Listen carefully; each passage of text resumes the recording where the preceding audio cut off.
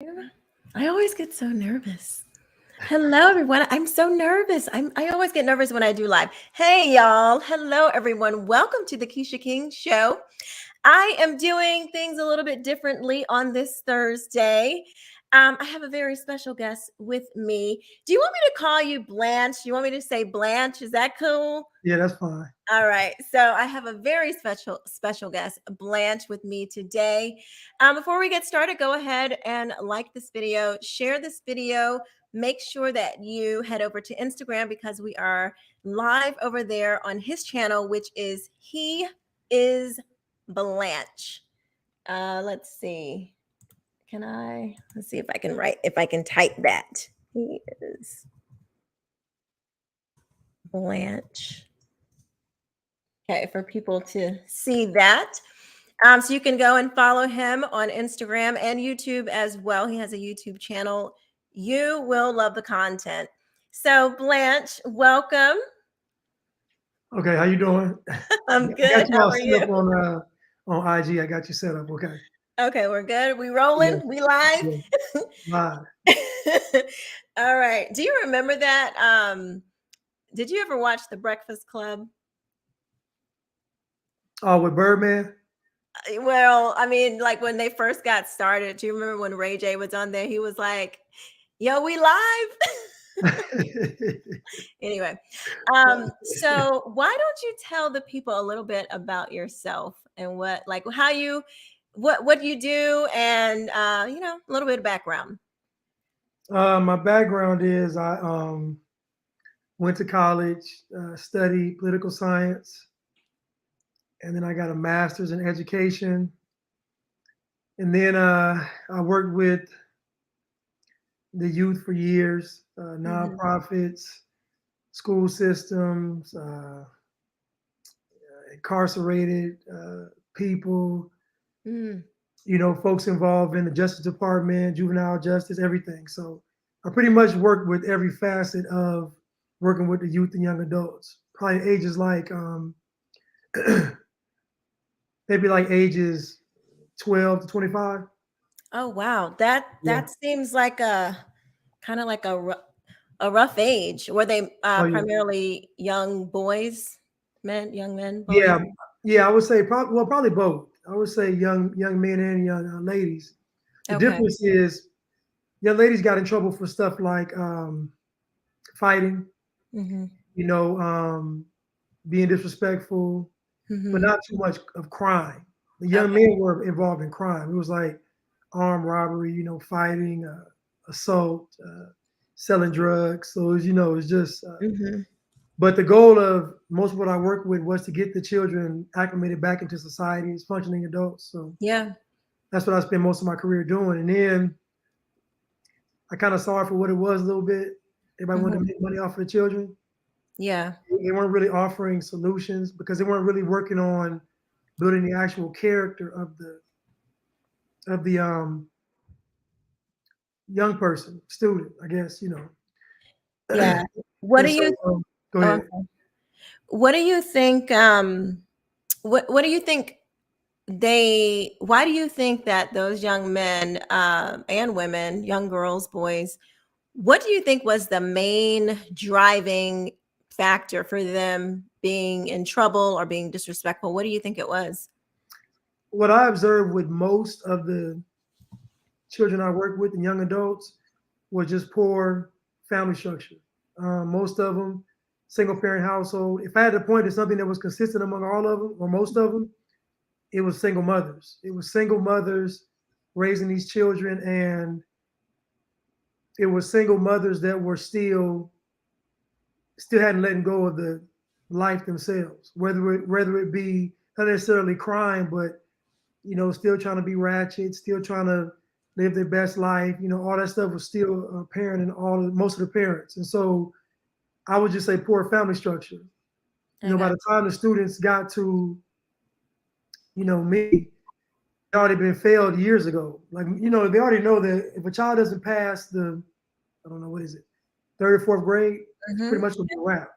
Yeah. So they are, and so people talk about, the school to prison pipeline, but it's almost a no-brainer. If a child can't read in the fourth grade, they probably can't read in the fifth grade. They probably can't read in the sixth grade, and eventually they're going to go to crime. So it's not really that deep. You know, people say it's a setup, but to me, it just stems from a poor household. When I say poor household, I mean family values not being present, really, structure not being present, Mm-hmm. and most parents still in survival mode.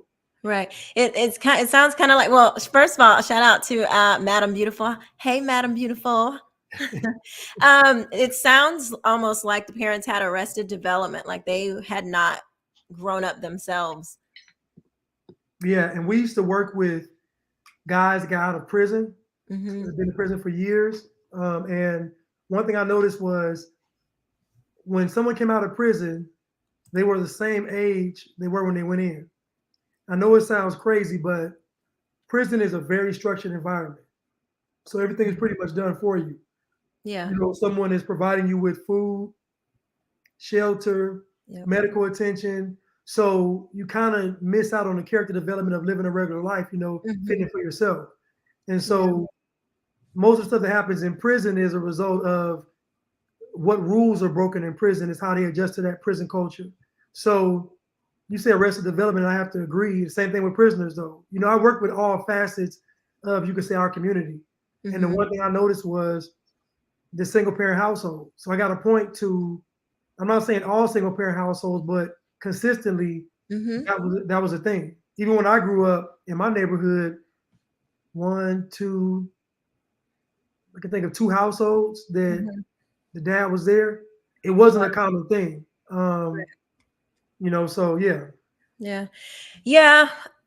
We'll get more into that, but a lot of people do not seem to want to acknowledge that that is a huge part of the problem when it comes to Black culture, Black Americans, however you want to say it, Black community.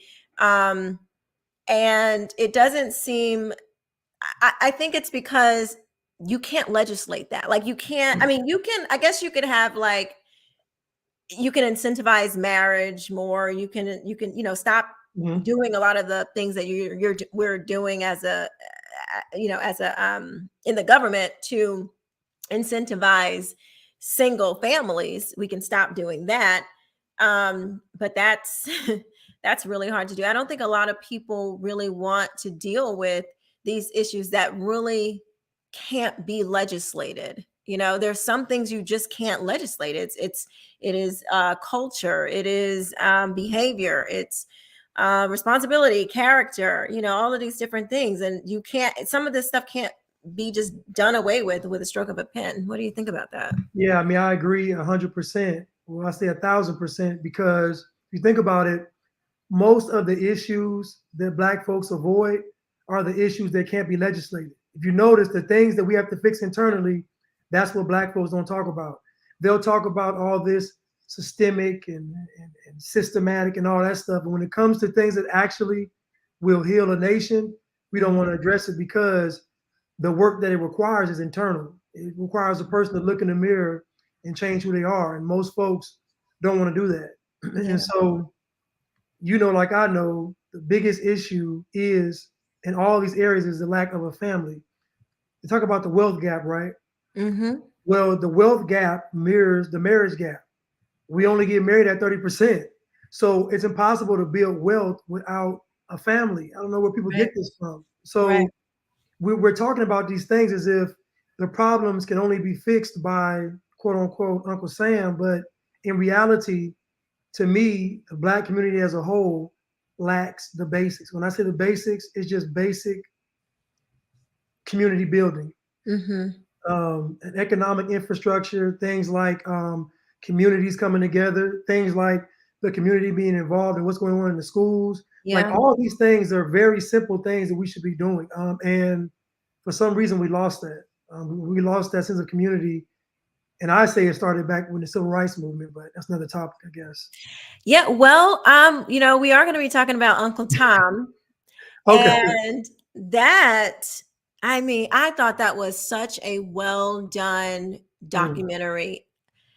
And the end of it makes you feel like there's going to be a part three, which I am like waiting with bated breath. I really want to hear what I want to see what that looks like, because it's kind of building up to the end. I don't want to give the ending away, Yeah. but I had heard about the Civil Rights Act and how there was definitely some infiltration of communism, and it kind of sent me down a rabbit hole of looking at different uprisings and stuff. And you can really see throughout American history, the communists have been here doing their thing for a long time, and nobody knew. They did it so well. They did it so well, and it was almost like, and I hate that it seems this way, but it seems like Black Americans were like the perfect tool, the perfect useful idiot, for lack Hmm. of a better phrase, uh to accomplish this goal. And my God, I mean, look at 2020 with the summer of love. And you can see they have, they really tore down many things in this country. They accomplished a lot. Yeah, and now you see, because we've just gone so far away from God as a country, so far away from doing what's right, despite circumstances, despite all of these other excuses that we might want to say. At the end of the day, doing what's right is always going to benefit you. I think Booker T. Washington said something like that too. Like, it's you'll never go wrong when when you do the right thing and you're a moral person and you behave, act like a human, like Right. do good things in society. And I see you're wearing, your shirt says, "I ain't Black, I'm free." So Yeah. considering that we're talking about that, what does that mean? What is your shirt? What does that really So mean to so you? so the problem with blackness is that black people don't control blackness. Blackness is controlled by the powers that be. And when I say that, if you think about it, you mentioned turning away from God, right? You Mm-hmm. think about the number one enemy to communism is God, right? They don't want you believing True. in God. So it isn't coincidental that black people have rejected God. People say all the time that the Bible has black folks messed up. And I'm like, what part of the Bible do black folks follow as a whole? I like, black people don't follow the Bible. It's just the notion to say that the white man's Bible has us Mm. messed up. But I'm like, if you actually read the Bible as a culture, we don't follow it. So I'm trying to figure out, how do we even come up with that notion? We come up with it because we replace God with racial identity. And so blackness became God, even so much to the point where they even say that God is black.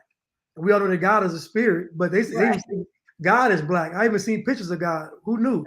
You know, Right. people doing portraits of God. But Which in the yeah, Bible it says that you should not make images from heaven. You're not, like, you shouldn't have angels around. You shouldn't have drawings and all these depictions of heavenly things. So yeah, again, not doing what the Bible says. think about it. Who think about, we had a culture, we kind of have it still. Think about jewelry, right? Mhm. We literally are walking around, people still do it, with the severed Jesus head. Think about that. Think about I how never thought about that. that's idolatry, though. Think about walking around with the Messiah's head cut off and you're wearing it to show everybody. That's already sacrilegious in itself. So if you That's think about it, we crazy. have, it's crazy, right? I know, it's just certain Yeah. things I pick up. That's why I realize that being black is being controlled, because we don't control what's being black. Our grandparents didn't walk around saying they was black. They was True. just great, hardworking, wonderful, community-oriented people. They Mhm. owned property, they owned land, and they had no problem. And they never Yeah. even called it black love. As soon as we called it black love, we made it conditional. Now black love is all this struggle and strife and pain and hollering and screaming. I'm just so, I realize that we don't really control blackness, and Uh-huh. because we don't, the Democrats can put on kente cloth and take a knee, and that's supposed to move us. Yeah. And it does. It really does move many black people. It's oh, yes. See what I mean? Oh yes. You know, despite them lying to you, pushing policies that are completely detrimental, not to just black people, but all people. Right. You know, if anybody adopted that, it would be destructive for anyone. And we don't think about that. And let me just say, this is probably going to upset a lot of woke people. This live, this right here, what we doing, what we're talking about. Yep, people are going to be mad. Blanche, you are accustomed to it. I'm accustomed to it too. So whatever, but the truth has to be told. It Yeah. does. The truth has to be told. And people are going to say, we're bashing black people. But you know what the Bible says? God says he chastens those that he loves. Right. He's after those that he loves. He corrects those that he loves. He convicts those that he loves.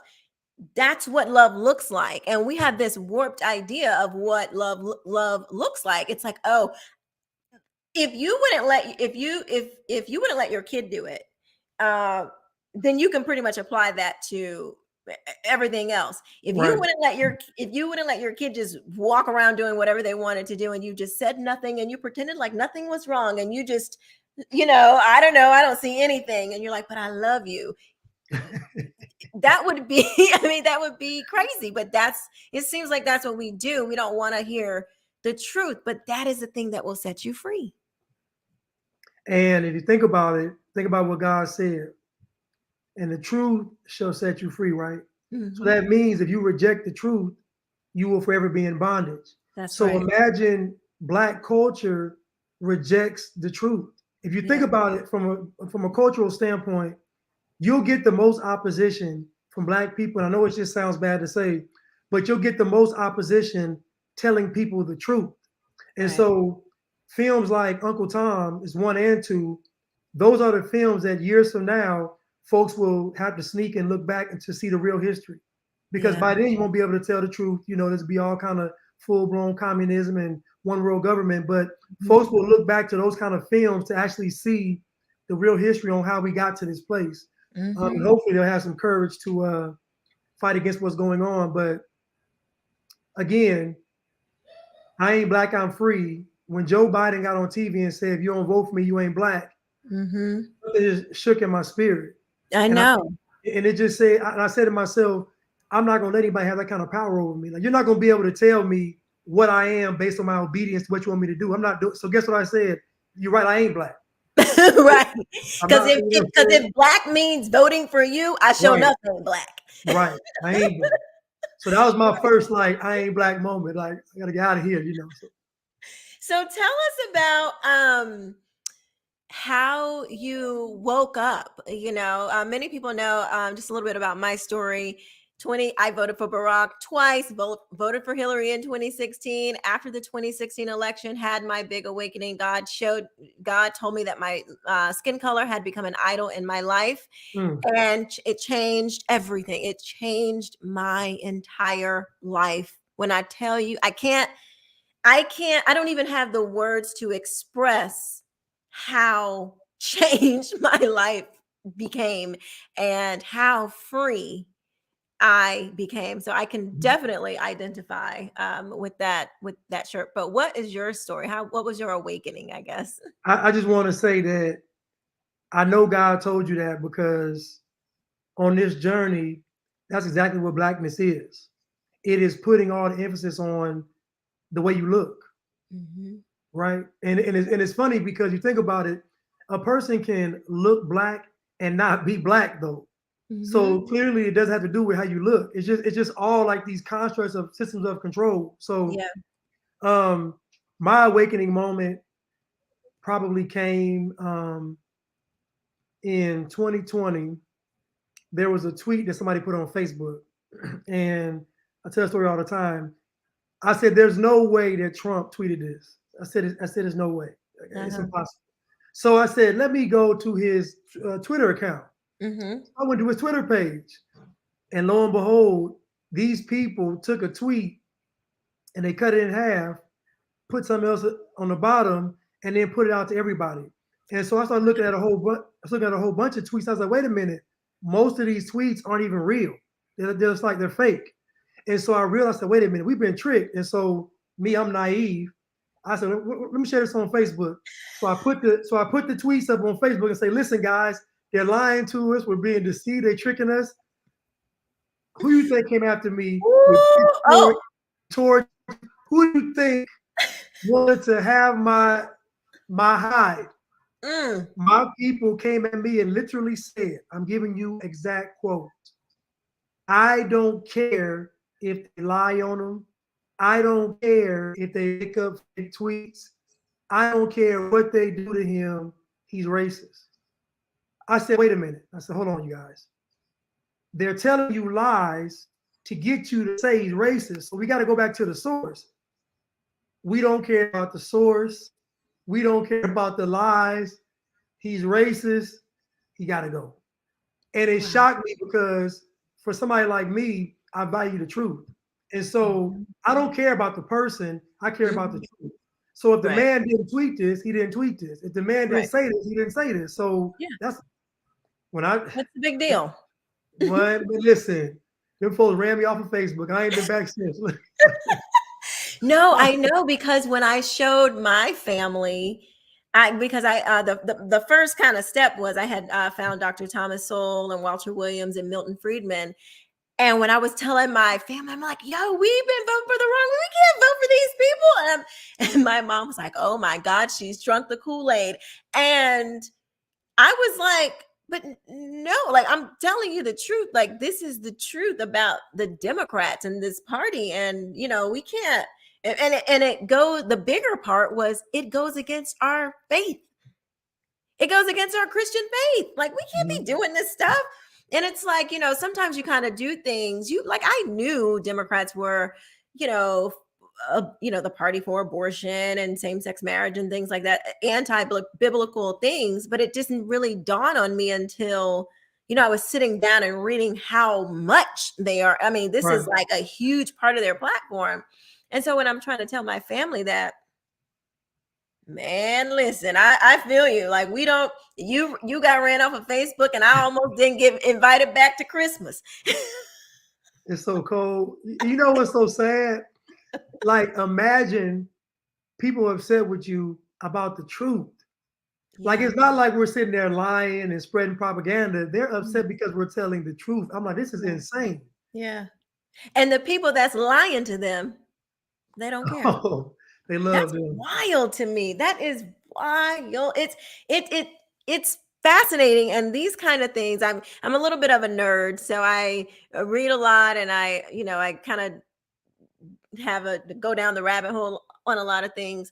But it's like I struggled with trying to understand this thing that could have such a hold on you when someone has brought the truth to you and you refuse to see it. Like, I couldn't understand that, especially in light of your faith. Like, that was the thing, because it's like one thing when it's like, something that it doesn't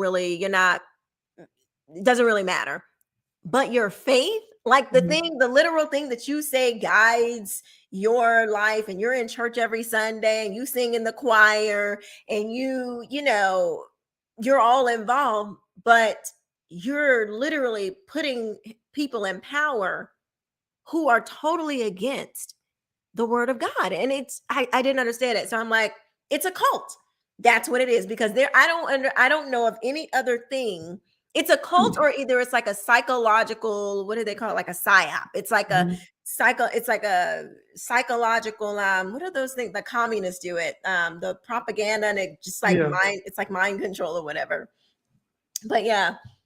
I mean, that's what I think. I mean, that's why I call it the Blatrix, because and it's the Black Matrix. I call it that because if you think about it, if you go back to that movie, everybody's in the Matrix walking around, and they don't even realize they're in a pod somewhere, just wasting away, being used completely. They can't even fathom what's going on. Right. So much to the point where the agents can jump in these people's bodies because there's that control. They're almost soulless. And so I think about what the Democrats did that was masterful is they said that we're the good people, but the good people only are really good if there's something bad. So what Democrats did well was make other people the bad guys. Even like think about Batman, right? Batman is seen as a vigilante. Mm-hmm. The people of Gotham only like Batman when they're being terrorized by the Joker or the Mm-hmm. Penguin or Mr. Mm-hmm. Freeze. It has to be an antagonist for them to actually turn to Batman. What the Democrats do is keep the constant Joker, Mm-hmm. constant Mr. Freeze, constant Penguin going on. So the people are constantly looking to the Democrats as if they're Batman, and then the liberals are Robin, and they Right. run around, saving the day. But you mentioned it is a cult, it is a psyop, it is propaganda, it's mind control. What it also is they're replacing to me an innate want to believe in something higher, to believe in something Yes. greater. So Yeah. they, like I said, they replaced God. So now Right. you're not turning to God. Now you're turning to these ideologies. Yeah. So for a pastor to get up in church and talk about racism is crazy because you're supposed to be able to conquer all of that. You know what Yeah. I mean? Like, yeah. Yes, and we're gonna talk about that. Um, okay, so let's see. Psalm 2 for Liberty. His name is Blanch, and his Instagram and YouTube is he is Blanchard. So I'm Yeah. just showing a couple of these comments. Chad O. Jackson. Oh, he was listening. We was in the movie. Fantastic combo. Yeah. Thanks, Chad. That's what's up. Let's see. King Tabernacle. I support who Blanche supports. Peace, Sister Thanks, Keisha. King. Thank Thanks, you. thanks, Hello. King. Let's see. Okay. Uh And one more thing, Keisha. yeah, let me just that's Blanche's that's how you can Yeah. tag him and find him. Um, but black people think that people like us um, bash black people. And I have to remind people that we tell black people they are capable of achieving and being great. Like like we're not saying you're a victim. I'm like, I don't understand how that's bashing. You don't need Yes. a political party. You don't need the government. You can do it. You need God. That's it. Oh my Like God. Yeah, but that's what they say. I hear this all the time. I call them woke Republicans. And because that's primarily who I'm having these conversations with, and they say, oh, they don't like Candace, they don't like Brandon Tatum, they don't like anybody who tells the truth. And I mean, sometimes the truth is hard to hear. But wouldn't you rather hear, to me, I'm like, I would rather hear the truth so I could correct it than just be walking around blind and nobody's telling me the truth. It's just like, yo, have you ever been somewhere and I don't know, this might be like, I think this applies to everyone, but certainly for a woman, you have like something on your face or something in your teeth and nobody told you, like you get in the car, you think you was popping and you're like, and you have like something on your face or something. And it's like, I lose respect for people who don't tell me. I tell people, I will tell you if you have something in your teeth right. because it is embarrassing. And it's like, why wouldn't you tell somebody the truth if you knew they were going the wrong way? That is crazy to me. It's funny. I used to be the guy in the club when the girls come out the bathroom and had that toilet paper stuck to their shoe. I'd be the one to stop them and step on it to get it. Like I used to always do that because y'all try to look cute, but you got the paper, you got the trail of toilet paper behind you. So let me get that for you. But yeah. That probably, helped you out a little bit too. Let Oh me yeah, get that yeah. for you. Okay, why don't you slide that number while you're at it? Right. It's an easy icebreaker. Right, exactly. That's pretty clever. Okay, so Chad says that these are the discussions that matter. Yes, facts. I'm just going to read a couple of these because we Okay. got comments coming in. Glad to see Biden is I as think that's supposed to be like, Biden, I think. yeah. Biden is as repugnant to you both as he is to me. I think that's what it's supposed to say. Andrea Murray says, I don't understand why blacks support Democrats. Girl, I don't either. And not today. Like I can understand a time where you thought like, okay, but not today. Like today, it does not make any sense. Right. Let's see. Blanch, you're good on you. Truth cuts across all color lines. Jesus equals truth, literally. That's the truth. Andrea Murray, it's like pastors being pro-choice. Oh, we're going to get into that. We are going to get into that. I got the video queued up, and I'm going to point out something. So stay tuned, because I'm going to point out something that I haven't seen anybody point out yet. Maybe they have, but I haven't seen it. So y'all stay tuned. We're going to get to that. So I wanted to tell you guys how I came across Blanch. It's kind of, it's funny to me, because it's just a funny story for me. But I was scrolling through Instagram and I came across his channel, and this was around the beginning of January. Was that 2021? Yeah, my God, that's whew. So January 2021, and I'm going to play for you guys just a few pieces of what had me cracking up, but also he was telling the entire truth. So let's just take a listen.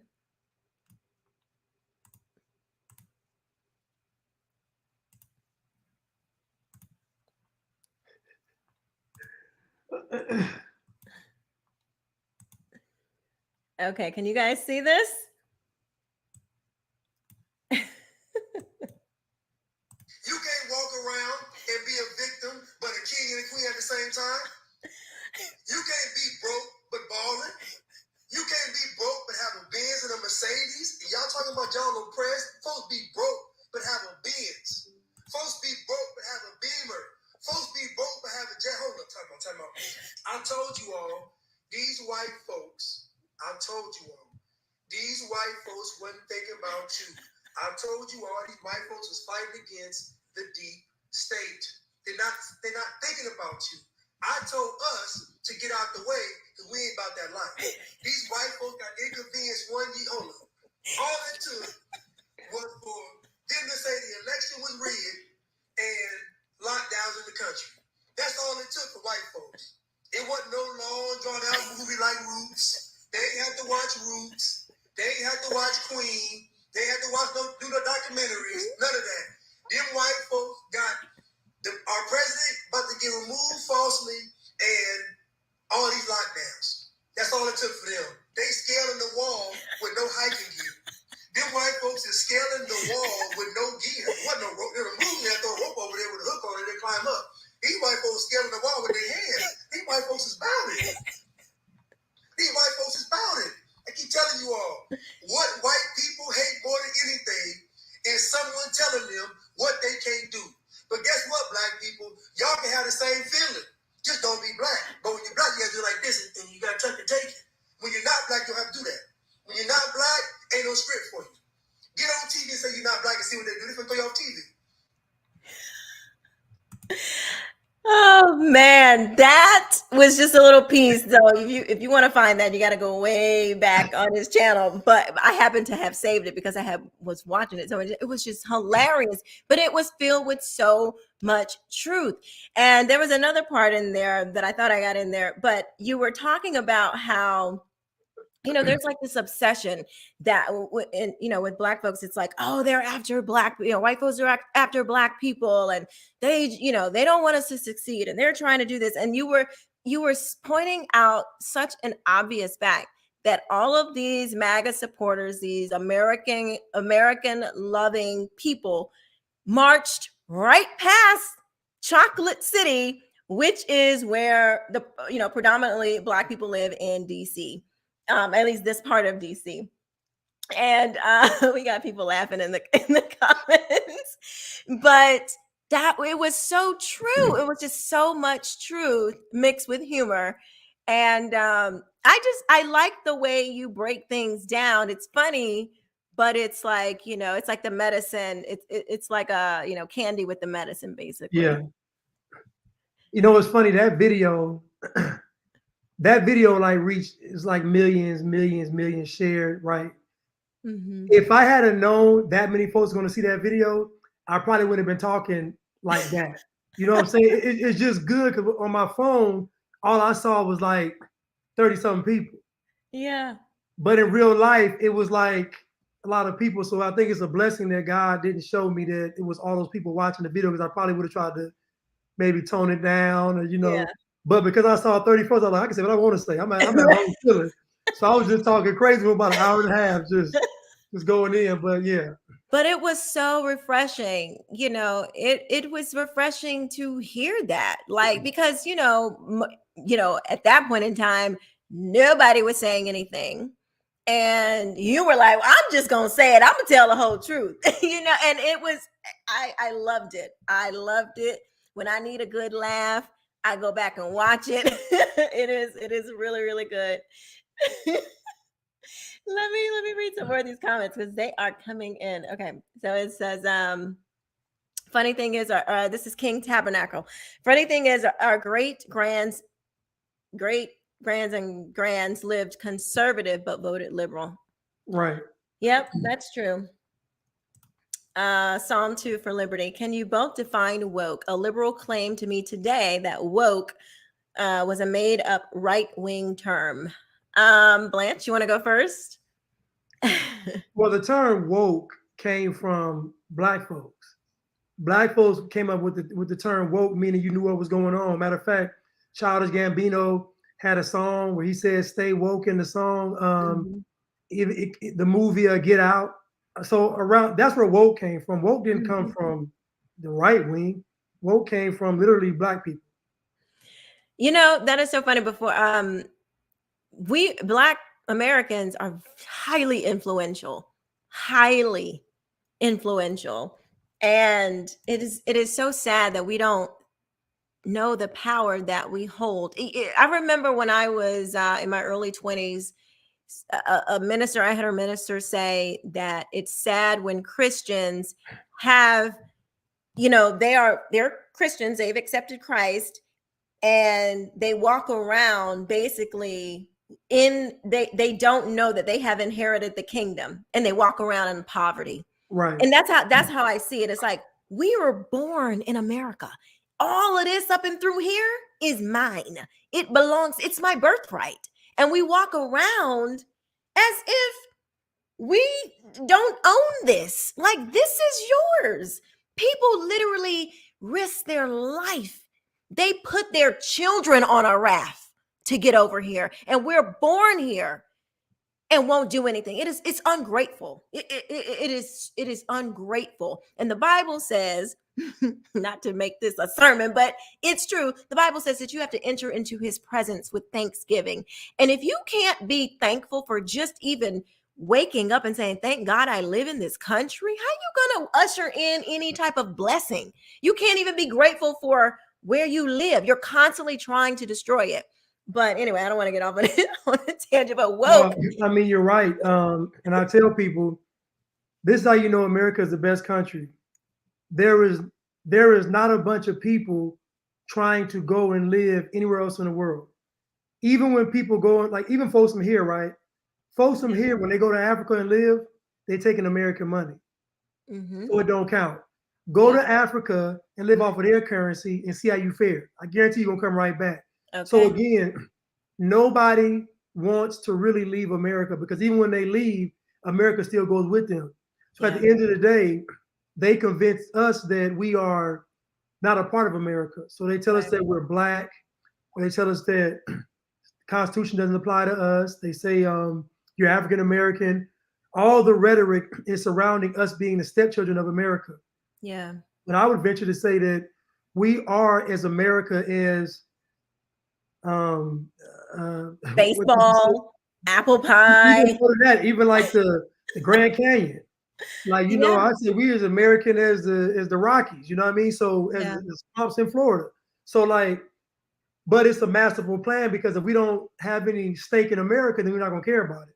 And if they tell us that America needs to burn, we'll support it. We'll throw gasoline on the fire. And to me, that's what they've done. They've convinced us that America isn't a part of us, and we have to destroy America and rebuild it.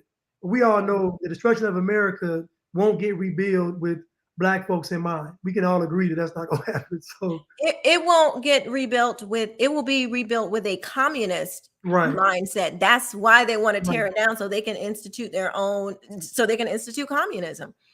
Um, Shadow Jackson has some comments about yeah. wokeness. So he was laughing. I think he was laughing at your video there.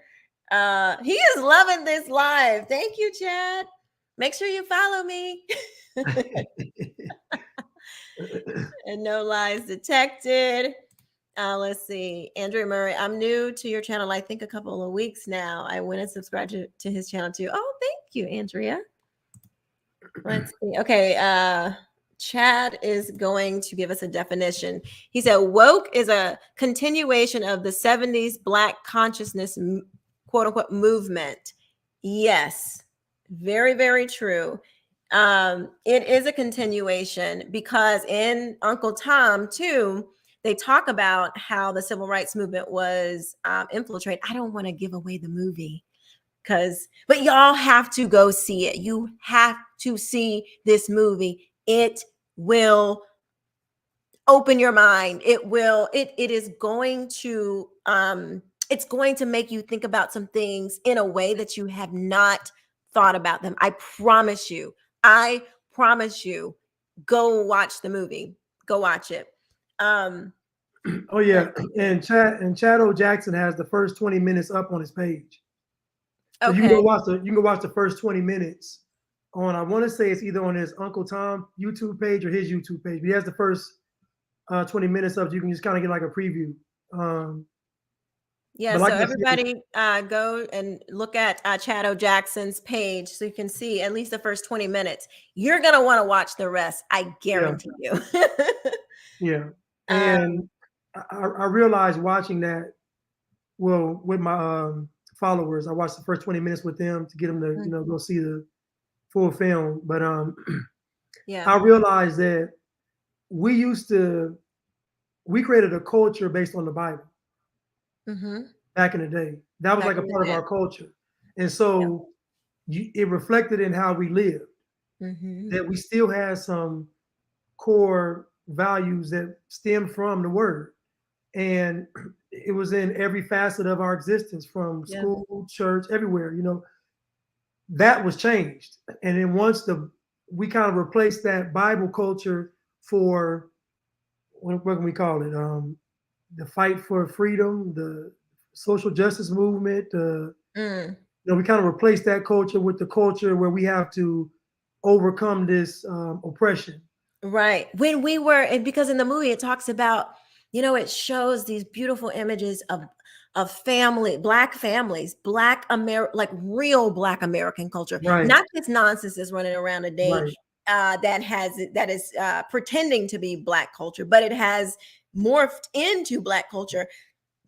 Excuse me. And it shows families together, happy. And then it beautifully goes into what it looks like now. And the images are, they're sad, and they are, it shows this woman who's like crying, and she has on a mask and everything. And, it's bondage.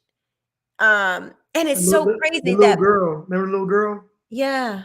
The little girl, like Yes, 8-year-old. the little girl. Well, I mean, and she was saying it with so much vigor, like she actually went through something. Right. That's crazy. I want to read this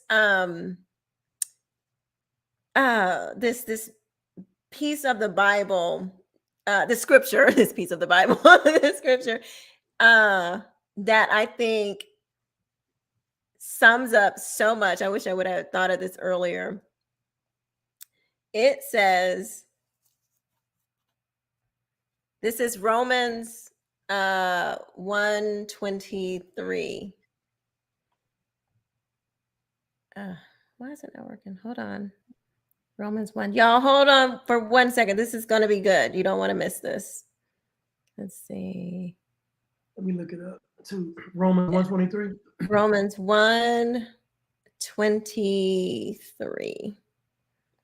People probably know it when they hear it, but you don't hear it much anymore. Oh, sorry, 122. Professing themselves to be wise, they became fools and changed the glory of the uncorruptible God into an image made like to corruptible man, and to the birds and the four-footed beasts and creeping things. Wherefore God also gave them up. He gave them up to their uncleanliness through the lust of their own hearts, to dishonor their own bodies between themselves, who changed the truth of God into a lie, and worshiped and served the creature more than the creator, who is blessed forever. Amen. Now, if that doesn't sound like what has happened, that God's like, I'm going to give you, you want this so bad, I'm going to let you have it. And if you keep reading, I mean, it goes on. It goes even deeper. But yeah, it says, for this cause God gave them up unto vile affections, for even their women did change the natural use into that which is against nature. And likewise also the men, leaving the natural use of the woman, burned in their lust one toward another, men with men, working that which is unseemly, and receiving in themselves that recompense of their error, which was meet. And even as they did not like to retain God in their knowledge, God gave them over to a reprobate mind to do those things which are not convenient, being filled with all unrighteousness, fornication, wickedness, covetousness, maliciousness, full of envy, murder, debate, deceit, malignity, whisperers, backbiters, haters of God, despiteful, proud, boasters, inventors of evil things, disobedient to parents, without understanding, covenant breakers, without natural affection, implacable, unmerciful, who knowing the judgment of God, that they which commit such things are worthy of death, not only do the same, but have pleasure in them that do them. Baby, this is the truth. This word, you can bet your life on it. God's track record, unbeatable.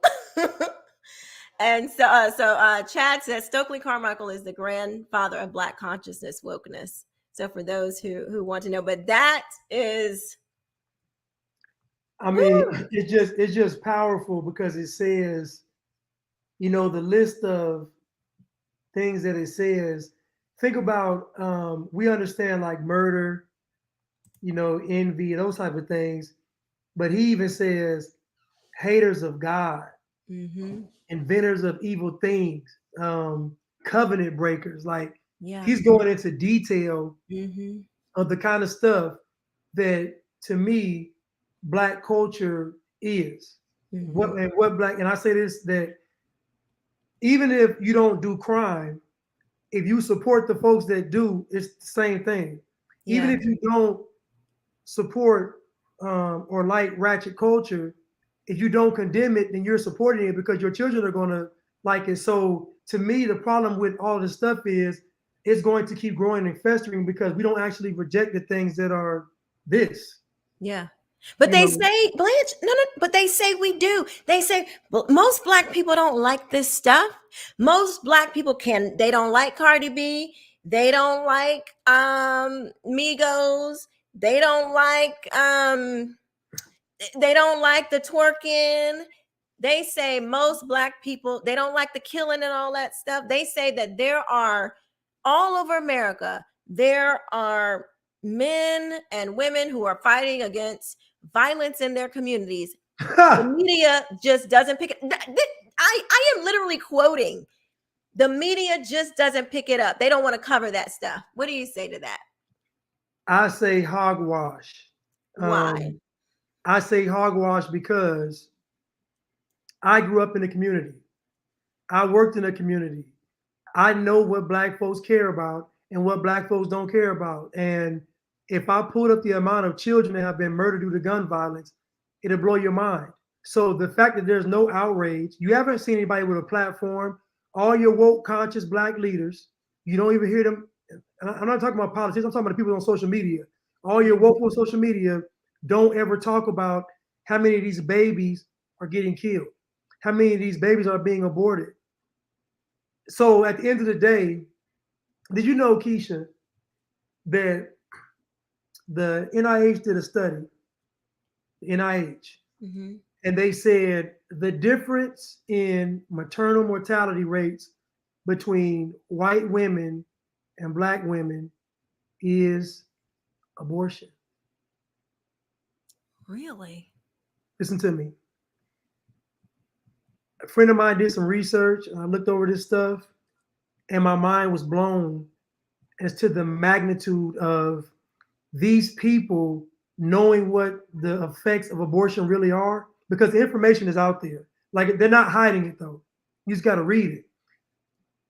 But for the NIH to say that, it was very telling because what they're saying is the reason why black women die more giving birth is because of abortion. And if you go to the statistics, black women make up 7% of the population, but account for almost 40% of abortions. That means that black women are having an astronomical amount of abortions, but not just one, but multiple. And so what happens is that affects the reproductive organs. And so, Right. but guess what? They're masking all of this stuff and saying it's pro-choice. Oh my God. Oh, I understand. So I see what you're saying because, we've been hearing this too. Like, there's this, all this rhetoric about, black women mortality rates, like you mentioned.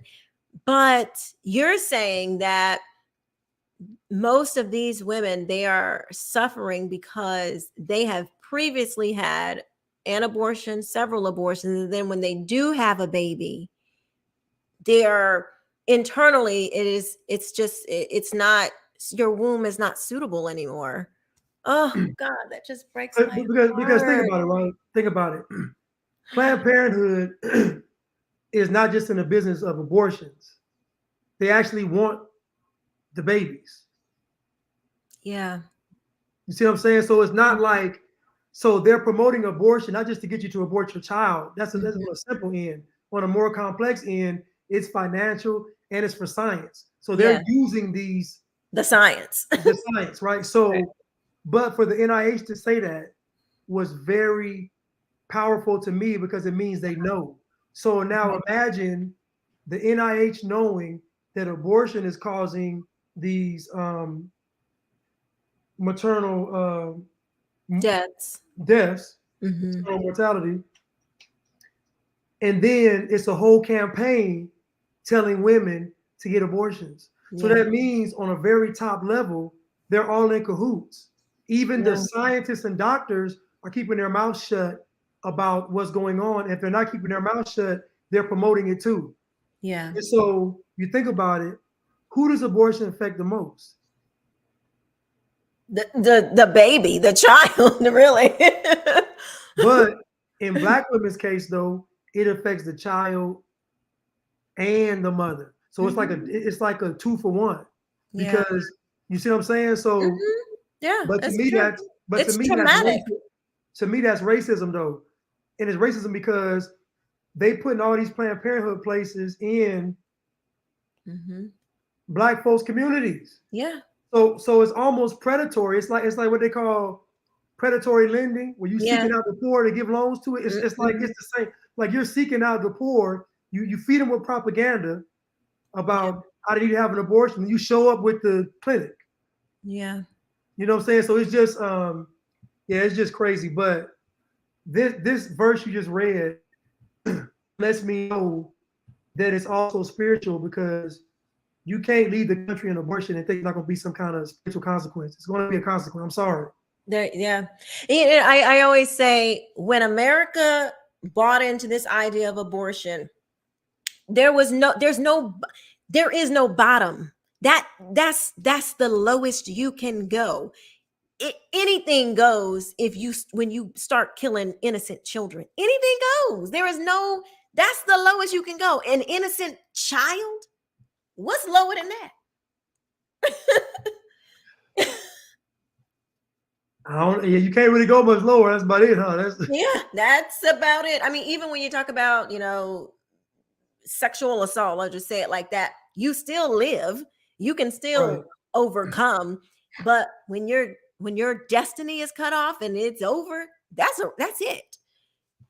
So it's And then the speaking of Democrats abortion. wanted, I'm sorry. the Democrats wanted to push for, because they really want 9-month abortions. Because you think about it, Mhm. they really want a whole baby to, that's what they want. Because you think about back in the Bible days, people would sacrifice their Yeah. children. And you Yeah. think this is where we're going back into those biblical days where the abortion itself, quote unquote, isn't good enough. They Mhm. want you to actually sacrifice the child. And I know it sounds crazy, but Yeah. that's what this whole abortion argument is about. It's not about the terms of abortion. It's about them wanting no limit on abortions. And then once there's no limit, they'll start encouraging Mm. women to have the abortion once the child is born. You've heard them say in California, you should be able to have an abortion up to 18 years. Like just Well, I think the last I read, it was like 23 months after the birth. So they won't charge like, let's say a mom has a baby and 23 months as a child. 23 months after and the baby's found dead, they will not investigate that death as a homicide. They'll just say they're going to call that an abortion. That's crazy. So a mother could literally, because it's crazy mothers out there, she could kill her child or something could happen to the baby and they won't even, they're like, abortion. That's sick. There's some evil people. Speaking of this topic, while we're talking about the Bible, God, and church, let's listen to what a pastor recently said about abortion and these things.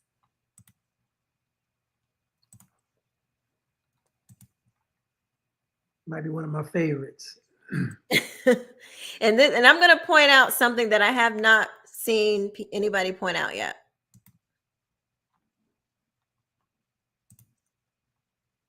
Oh, I know he ain't talking. I'm in the Republican Party of Georgia. Huh? Can you hear it? Yeah, I can hear. I know he ain't talking. Oh, yes. Oh, yes. Moved Herschel Walker from Texas to Georgia so that he could run for Senate. It's because change was taking too fast in the post-antebellum South. The state had been flipped blue, and there are some principalities that were not prepared for a black man and a Jewish man to go to Senate at the exact same time. So they figured that they would delude us by picking somebody who they thought would in fact represent us better with a football than with a degree in philosophy. They thought we were so slow, that we were so stupid, that we would elect the lowest caricature of a stereotypical broken black man as opposed to somebody who is educated and erudite and focused. Y'all ain't ready for me today. Since Herschel Walker was 16 years old, white men been telling him what to do. Telling him what school to go to, where to live, where to eat, where to buy a house, where to run, where to sit down, where to sleep, where to pay for abortions, where to buy a gun. And you think they not gonna tell him how to vote? In 2022, we don't need a walker, we need a runner. We need somebody who gonna run and tell the truth about January 6th. We need somebody who gonna run and push for the cancellation of student loan debts. We need somebody who gonna run and make the former president respond to a subpoena. We don't need a walker, we need somebody who will be steadfast, unmovable, always abounded, knowing that your labor is not in vain. Georgia, I need you to know the slave Negroes y'all are used to don't live here no more. We can think for ourselves, function for ourselves, and vote for ourselves. Why? Because we don't need a walker.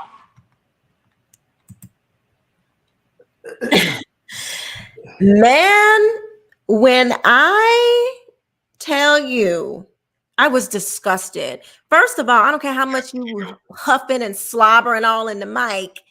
it still don't make what you're saying true. Right. Okay, so let me Right. show y'all. Let me see if y'all peep this. Look at this.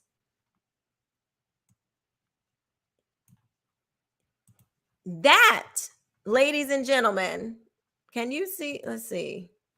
The fist with the cross. The fist with the cross. That is a communist fist in the church. They don't even believe in God.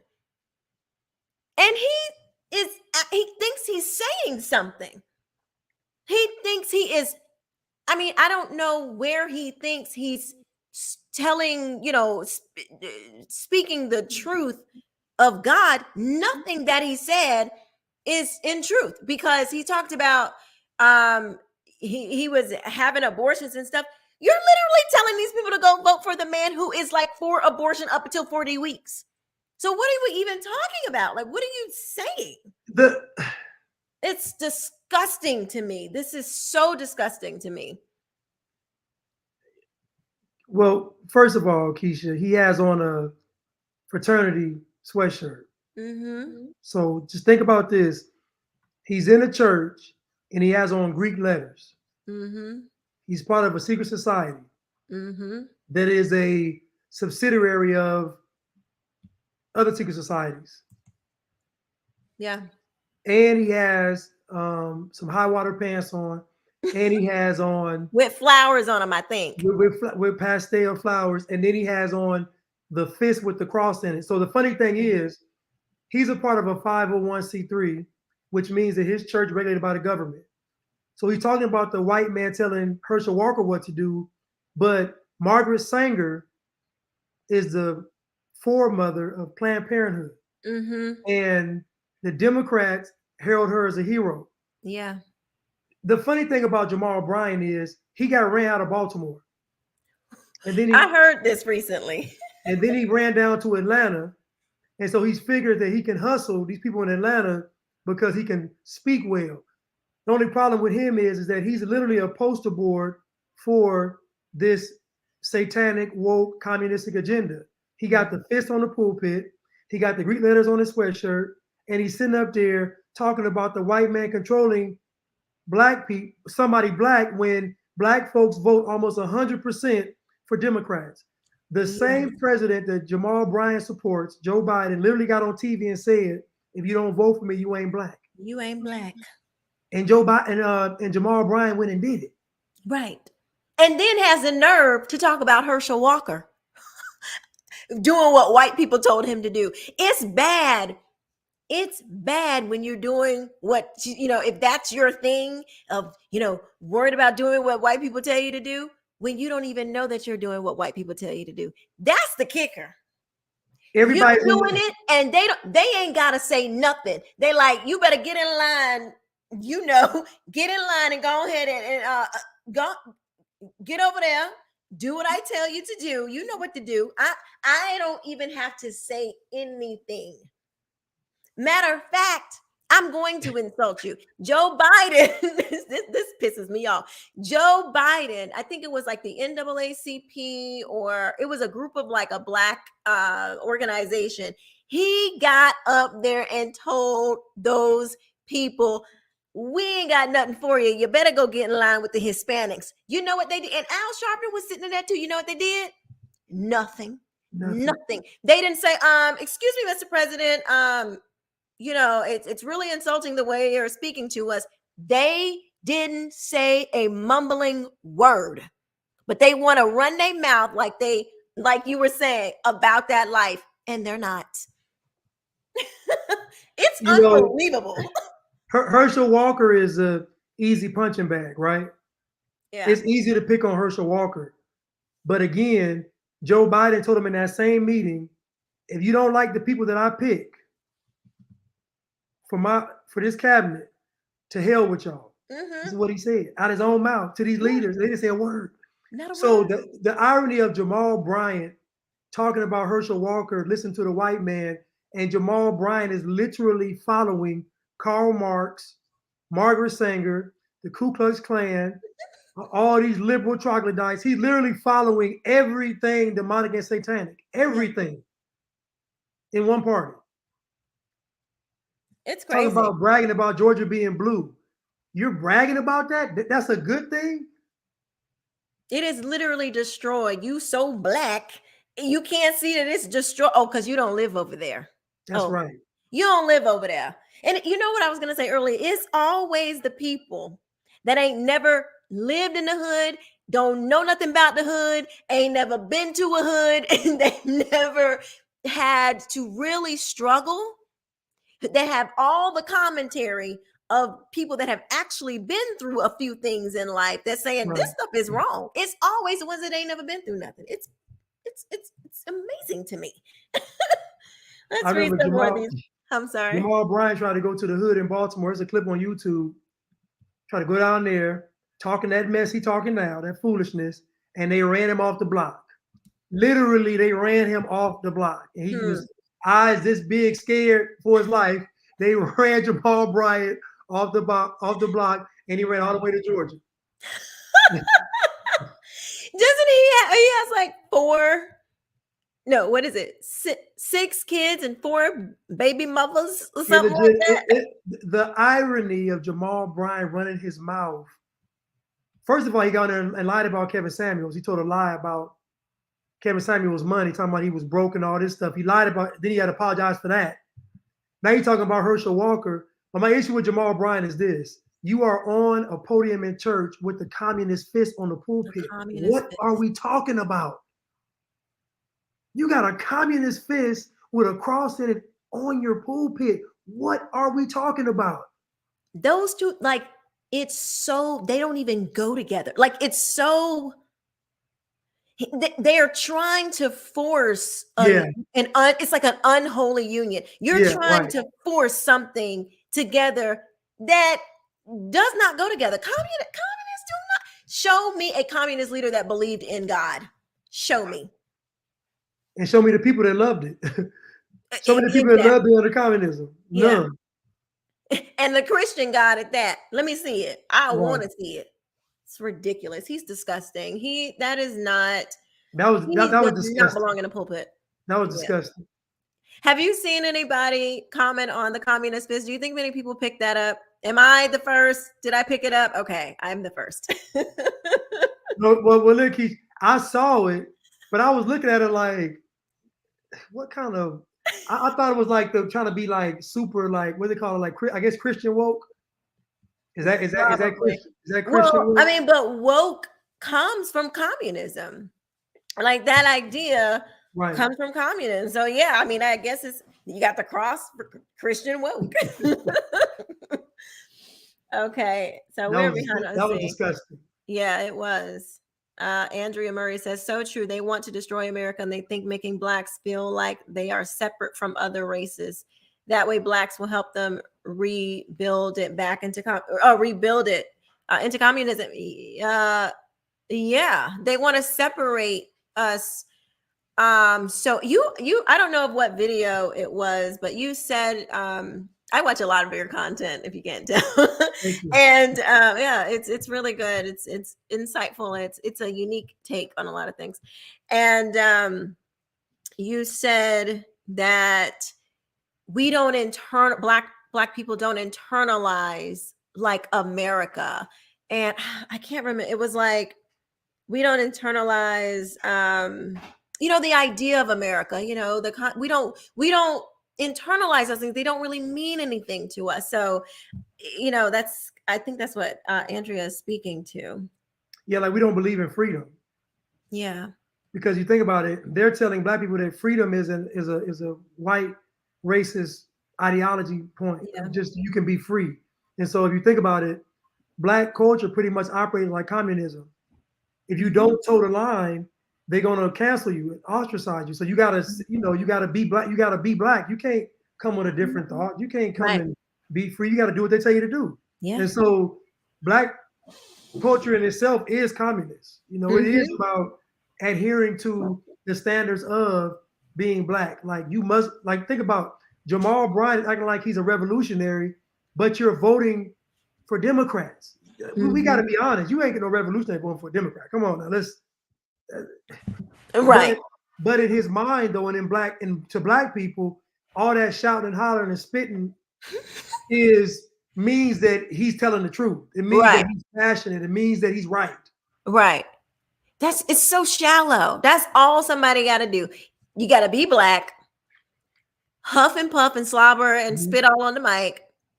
You don't make sure you're not really telling the people the truth, because if you tell them the truth, they're gonna walk out and leave and Right. and get their money. Right. While it's sad. It's just really sad. And what was I going to say? I was going to say, this idea of communism. Y'all have to go see Uncle Tom too. This really wasn't like to promote the movie, but I just watched it and it was just really, really good. So I really encourage you to go see it, and you will see how communism was really always the goal. It was always the goal. And it's never about being black. And I can prove it to you. Blanche and I were just discussing this before the show. If it was really about being black, then I, as a black conservative, could say, I'm black and conservative. Hey, I'm black. I'm Right. like, don't throw no shade towards me. But that's not what happens. It's only if you're black and Democrat, you're good. So it's Right. really not about being black, because the difference is I vote Republican and you vote Democrat.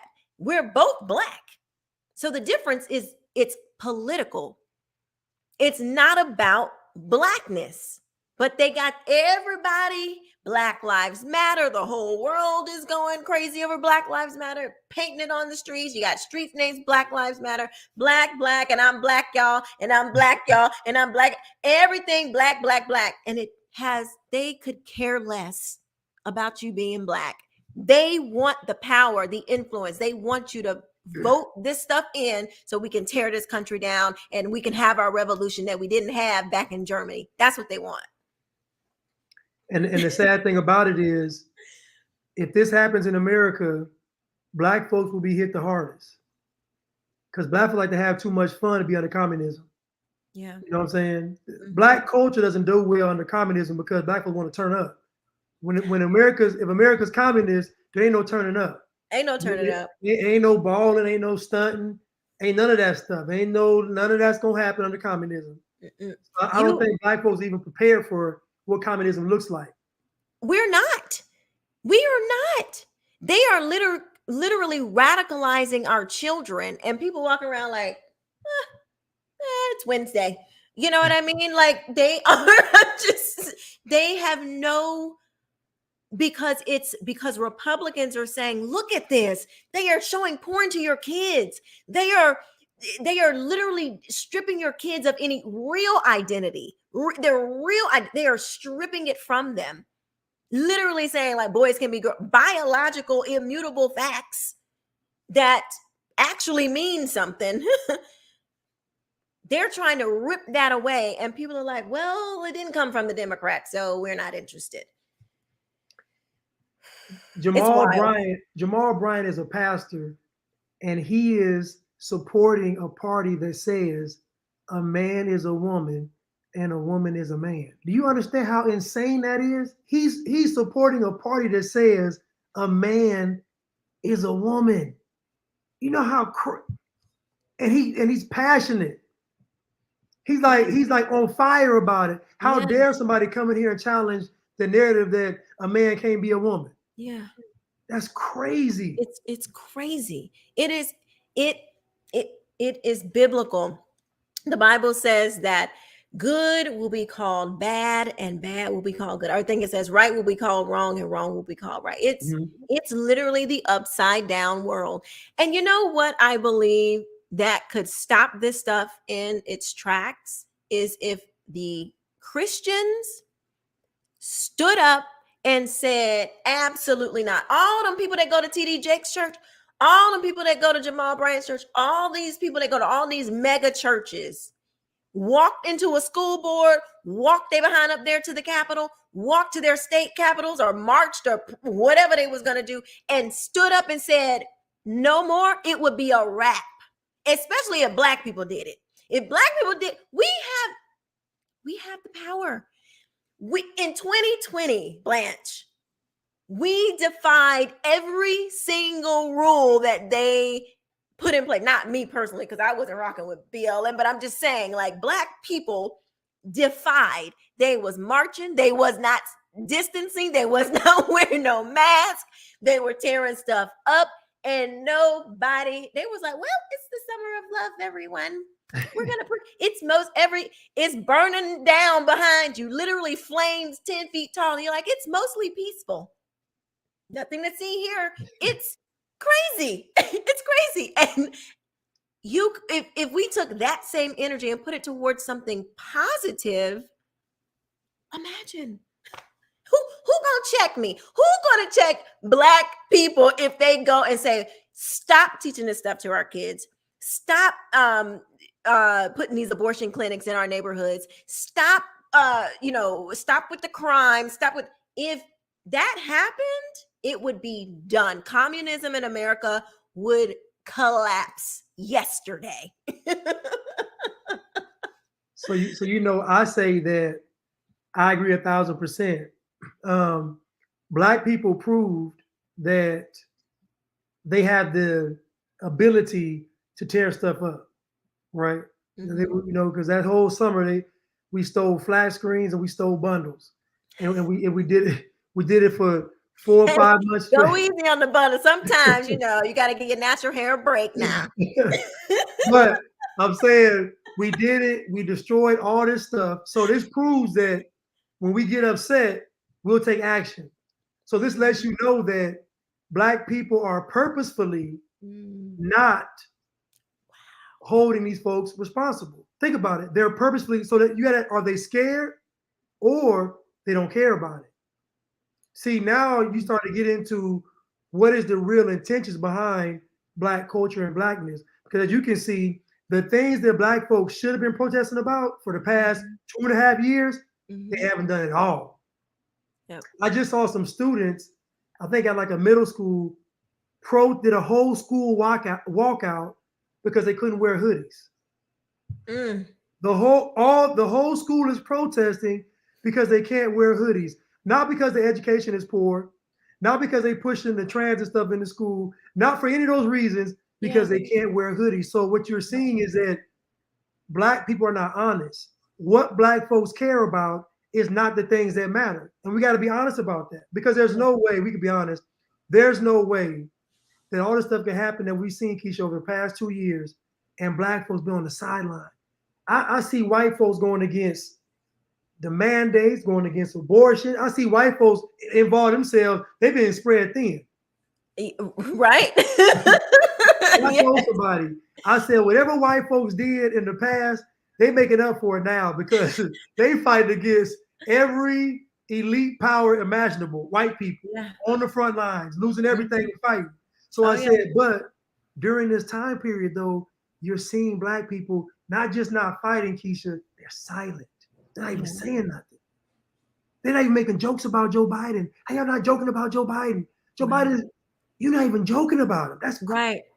You're even cracking jokes? Oh, I said, okay. Y'all scared. Y'all scared. It's bizarre. It's the craziest. It's blind. They're like blinded. That's why, excuse me, I say it's a cult, because it's like you can only see the bad in Republicans and the good in Democrats. You cannot, they don't criticize anything. If you try to talk about Biden's failures, I guarantee you they're going to bring up Trump. Guaranteed. Yes. Guaranteed. Oh, Trump tried to give you a $500 billion check, but because he was Republican, you rejected it. So don't talk to me about, I don't want to hear nothing about reparations. I don't want to hear nothing about nothing at this point, because you proved that when you had an opportunity to really make some big moves and really say, this is what I stand for, this is what we want our tangibles. You didn't do anything back in the day when you say you ain't bust no grapes. You didn't do anything. Nothing. Somebody asked. Oh, I'm sorry. Go ahead. No, Black folks didn't even have to ask Trump. Think about this. There was no movement to ask Trump to do anything for Black people. There was nothing. There was not a coalition. Nobody said, Trump, give us something. So that means without any incentive, without any pressure, without any fake protest, anything, Trump said 3 million jobs and 500,000 businesses. That's what he put on the table. And then he told Ice Cube, I'll wrap your plan in this, I'll give you 500 million. So Ice Cube went and sat with him and got 500 million.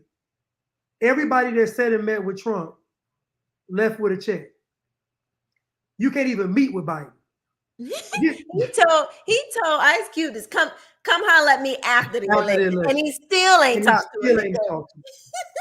It's people being played. And you know what is so funny? It's like, you know, Black people in the music and movies, you know, we're like, oh, I'm the real one, you know. Yeah, you know, I can see it coming a mile away, you know. You can't play me, you know, you can't see me. And it's like, really, because we're literally, you know, as a group getting played every 4 years, and every 2 years. Like, they come around and they dangle a few little things that by now people should know. None of that is going to make a difference. None of that is going to actually. They giving you crack pipes. That's what Joe Biden gave you. He gave you some. Nobody gave him Newports. He gave him some Newports. And no, what was it? No, not Newports, but he definitely gave him some crack pipes. No. I mean, for the Pope, they was offering cigarettes for the Pope. You know, they offered that for the Pope. But yeah, crack pipes. Okay, so Joe Biden offers you crack pipes, and there's no outrage. Think about this.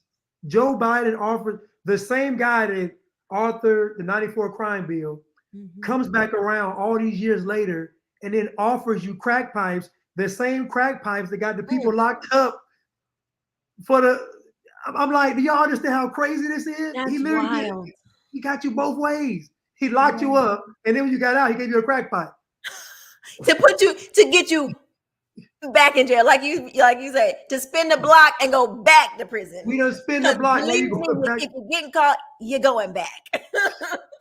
Goodness. That's crazy. I never thought about it like that. But this is why I love listening to his content, everybody. This is why it's really truly a different perspective on these things. It really makes you think.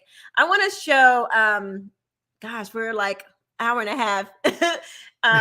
This is such a good conversation. I want to show you one more clip that I think happened today and get your reaction.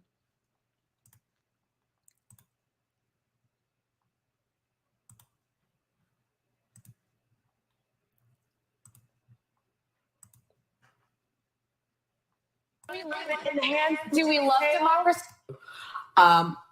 I read a poll just yesterday that white Republican suburban women are now going to vote Republican. Why? It's almost like roaches voting for Raid, right? I think that's voting. No, it's insulting to the voter. They're voting against their own self-interest. Do they want to live in Gilead?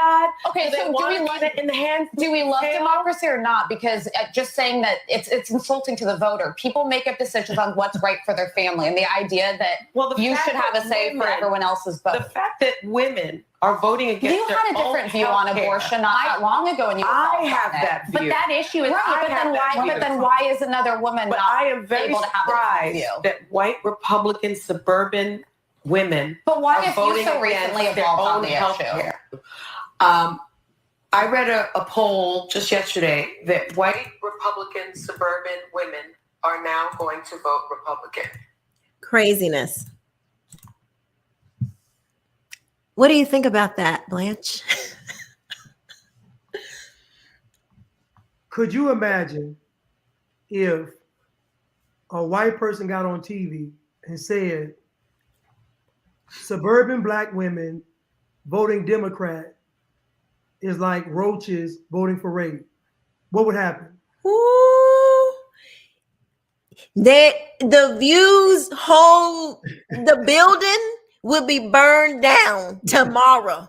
Like not even tomorrow. The moment, like 20 minutes after she said it, they'd have been unorganized. The bricks would have been there. The matches would have been there. The Molotov cocktails would have been there, and they would have lit it up, and it would have came down. They would have repeated 9/11, right? It'd have been a new 9/11. It would have been for 11. Look, you cannot say anything about, excuse me, white people, white Republicans, because white liberals can say whatever they want to say about black people. Whatever they want. White Republicans cannot say anything about black people, period. And sure enough, cannot say anything about black women, period. Prove me wrong. No matter if it's true. No it don't matter.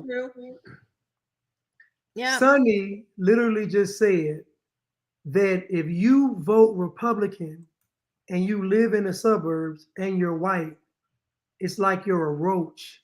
Do you? A roach voting for Raid. Voting for Raid. And my question is to everybody I ask, what have the Democrats done that has been so good? Nobody can articulate what have they done? The country is falling apart by the seams as we speak. The country is going down in shambles. Tell me, the Democrats are in control. What have they done? Yeah. I was promised a utopia. I was told by all these black folks, when Joe Biden gets into office, America was going to be great. The sun would always shine. The birds will always chirp. Mm-hmm. I was promised a utopia. I was promised heaven on earth when Biden got elected. And it's literally been the opposite. Literally. Yeah. Hell. Yes. Close to it. I mean, it's like, I think it was on purpose. There is no way you can be this bad. You can be this incompetent just by happenstance. I don't buy it at all.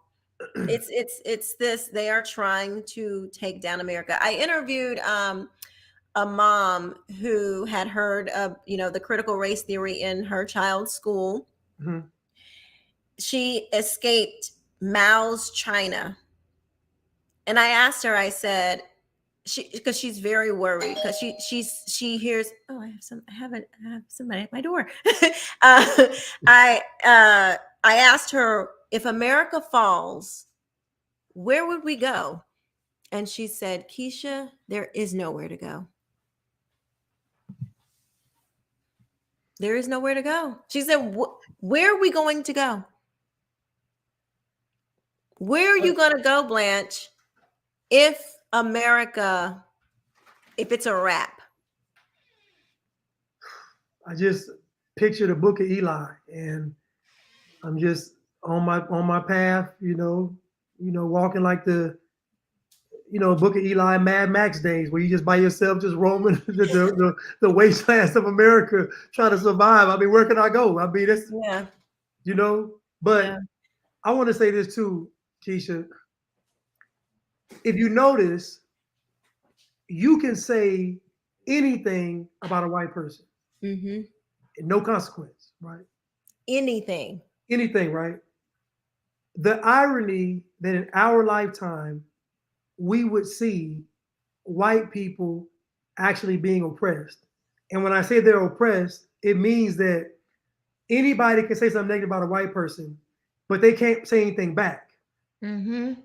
Like if you're a white Republican, you can't, like you said, a white Republican can't really tell the truth to any other group but other Republicans. That's oppression, though. That's still oppression. And I remember, you hear white people saying, some of them saying, we're being, I guess, what's the word? They don't say oppressed. They say something. But I'm going to say oppressed. And when I say oppressed, because there are things that black people can do that white people can't do. Right. A black person can walk into a room, say the N-word, and then you can't get mad at them for saying the N-word. Right. Because they're allowed to say the N-word in any kind of setting. Mm-hmm. A white person can't even say that person just said the N-word. Right. You understand what I'm saying? Yeah, Like, that happened. Like a professor was quoting someone else and he got fired. so what I'm saying is we're actually watching the modern day oppression of white people. But to me, the intent behind the oppression of white people is because when this country's being taken over, they're the ones that are going to fight. They've already convinced black folks that America's not theirs. They don't really care. I don't think any other group really cares about America like white Americans do, because they actually believe in the idea of America, which is life, liberty, and the pursuit of happiness. They actually believe it. Yeah. And I wish everybody did, because then we would actually fight for the country. But Right. but because they do believe it and they actually will fight for it, they're actually the target. They're just using the other groups to do it. They're just using us and other groups to do it, but they're actually the target. For Sonny to get on TV and say that white suburban women who vote Republican are like roaches lets you know how crazy and insane it is. Yeah, it's wild. So as we wrap this up, I had a back and forth the other day on Twitter, which is where my beef typically comes from, about there was a post. Basically, it was saying, when if Ronald Reagan put drugs in black communities and Joe Biden, locked up all the black people, how come, all you had to do was just say, just don't participate. Mm-hmm. And somebody said, that's a weird way to fight against tyranny or something like that. And I said, well, actually, it's a good way. Not participating cuts it off right there. If you don't participate in something, they will have to go, whatever that thing is. It's even the devil. The Bible says, if you resist the devil, he will flee. So, I mean, again, all of this stuff is right in the word of God. And these are so-called believers who refuse to hear the truth. But anyway, my point was, if you resist the devil, he will flee. If you say no, just like when the Europeans came looking for slaves, if the Africans said, no, you can't buy our people, they would have had to go somewhere else. And, so we were going on about that, and, that became, they didn't see my point. And then it became a topic, a discussion about responsibility. And I was like, people need to be responsible, because I was tying it back to, be responsible for yourself. Don't participate in this thing. You'll be good. And so it was like, well, yes, pay attention to responsibility, but you also have to pay attention to the circumstance. And then it was like all of this focus on the circumstance. The circumstance, I know they said that responsibility was something you needed to pay attention to, but they didn't really focus on that part. It was like, no, you got to do both. They said that you have to do both. But, the circumstances really, we got to figure out why these circumstances are happening. And in my mind, I'm like, the Bible always talks about, in this world, you'll be full of trouble. It's always going to be some kind of circumstance that is not favorable. Frederick Douglass said, without struggle, there is no progress. Like, there are so many instances. Struggle actually makes you better. You need to struggle. I make my children struggle because they have had a pretty good life. These kids walk around with $1,000 cell phones in their back pocket. Most kids don't really know struggle like I know struggle. Like, they never opened up the refrigerator and it's like a slice of cheese on the freaking rack. They don't know what that is like. They have no concept of real struggle and poverty, and they have no idea. And they have no idea what it took for me to get to where I am, and and their father to get to where they have no clue. These kids are very, they have no clue. Right. And I don't understand this idea to just sort of focus on the external circumstances, because there will always be something that that you have to fight through. Can you talk about that? Well, so here goes the problem with the circumstance argument. So the theory is, if they put a liquor store in the hood, then black folks got to get drunk. If they put drugs in the community, then black folks got to get high. If they put guns in the community, then black folks got to kill. So what they're admitting is that black people are inferior. They're admitting that black people respond to stimuluses, meaning that if you put something in front of a black person's face, they have to indulge in it. Take it a step further. You go to every hood, there's a library, but most of the black kids can't read. If you go to every hood, there's schools, but most of the black children are uneducated. If you go to a lot of these inner cities, there's colleges, but most of the black kids don't go to college. So we see that only when it's negative do black people want to indulge in it. When it's something positive, black folks don't want to. So you got to ask yourself, is it black people or is it the culture? I would say it's the culture. I wouldn't say it's the people. The circumstance argument is ridiculous because we all know that folks succeed and fail in regards to what environment they're in. It's just based on the person, right? We know this. Like some people can work hard and want to do it, other folks won't. But most black people grow up in the inner city. So if most black people aren't involved in crime and most black people aren't doing these things that are bad, then that means that most black people at least overcame the circumstances to say, I'm not going to involve myself in crime. Yeah. But I think it's just irresponsible to say that because something bad is put in front of our faces, we have to do it. It's just a weak argument. I would say that black culture itself promotes and I don't know, but it promotes decadence. It promotes glorifies. It's cool in the black community. It's cool to not know.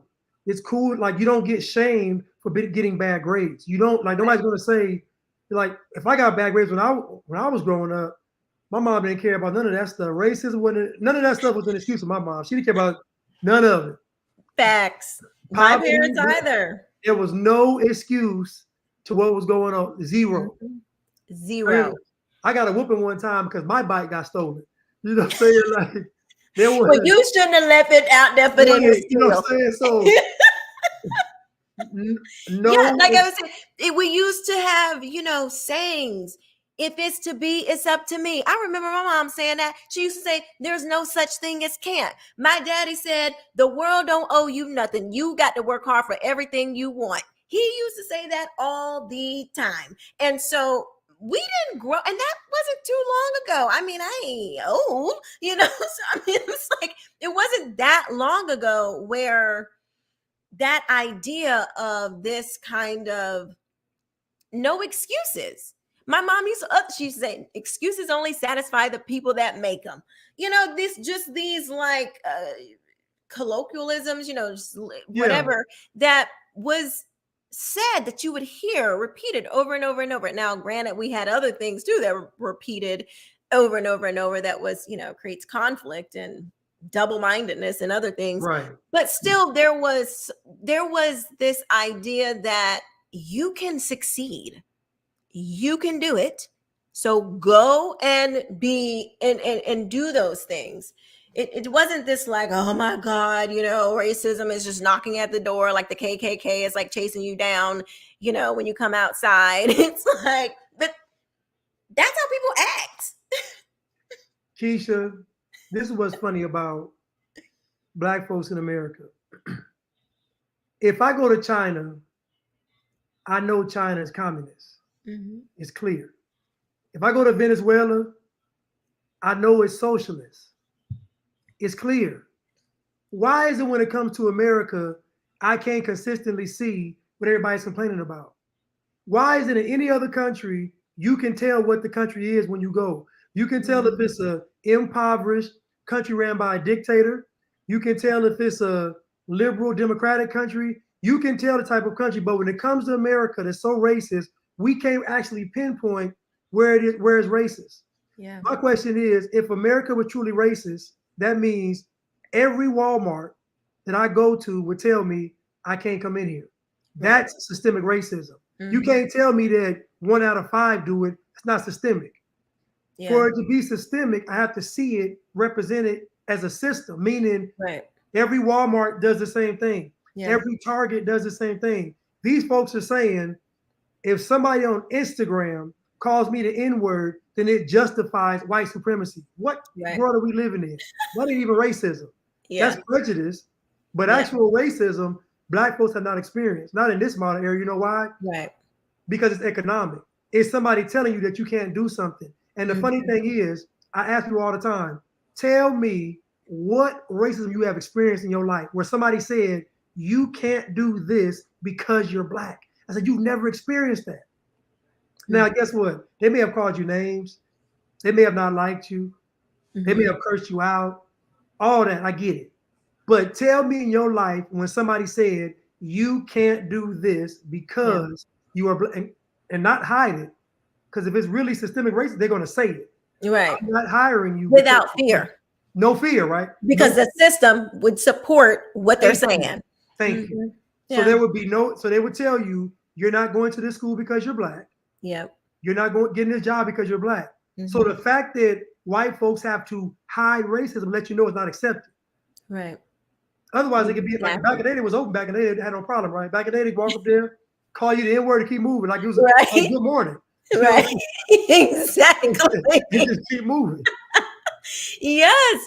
Oh my God. Instead, like with the critical race theory, so this is what I'm trying to tell people. People, they want to say, oh, it's teaching history. It is not.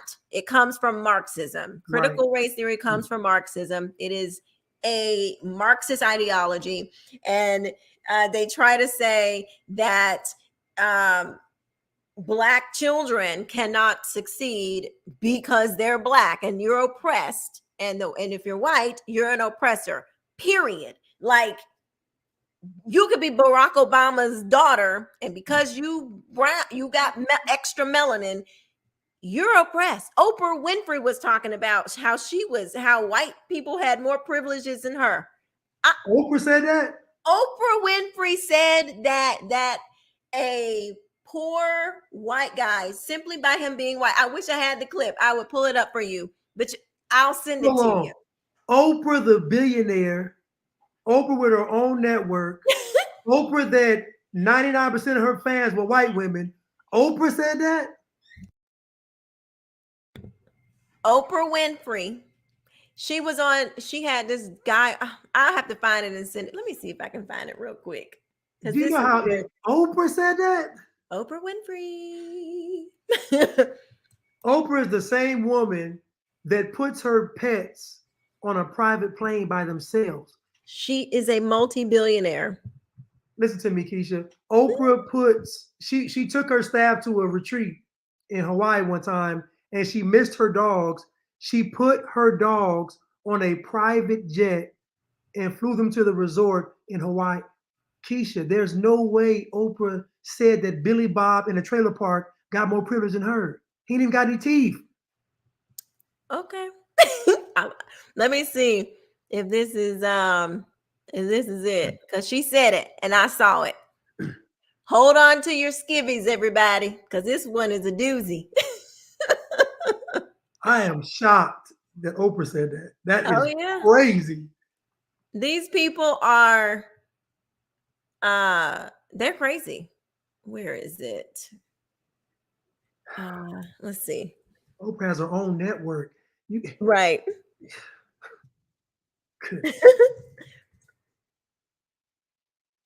Gosh. Let's see. Oprah. Let's see if they're gonna play it. Oprah don't have privilege. That's what she said. She said because a person is white, they have more privilege than she does. Let's see. Okay, here it is. Yep. So let me share this with you all. Y'all been this one is a doozy. Oprah Winfrey. I made a video about this one too, because it was just unbelievable. Let's see. System that's been put in place, but they still system of as powerful as the system. there are white people who are not as powerful as the system of white people, the caste system that's been put in place, but they still, no matter where they are on the rung or the ladder of success, they still have their whiteness. James. No matter where they are, they still got their whiteness, meaning they still have something over her because she's saying whiteness is that powerful. No matter where they are, they still have their whiteness. Let's see. Oh, we have. I don't understand how people can say on one breath, you can do anything you put your mind to, and then on the next breath say, except when it comes to white people. Right. It's literally validating what you really believe, that white people are better than you. That's crazy to me. That's wild. I wish I would. I'm sorry. I don't think none of y'all are better than me. I don't think I'm better. I mean, I think I might do some things better than some people. Some people might do some things better than me, whatever. But I don't believe that, just by somebody's, their lack of melanin that they are better than me. You're gonna have to do a little bit better than that just to be You white. have to. You telling me that a white person is over me because they're white is insanity. Crazy.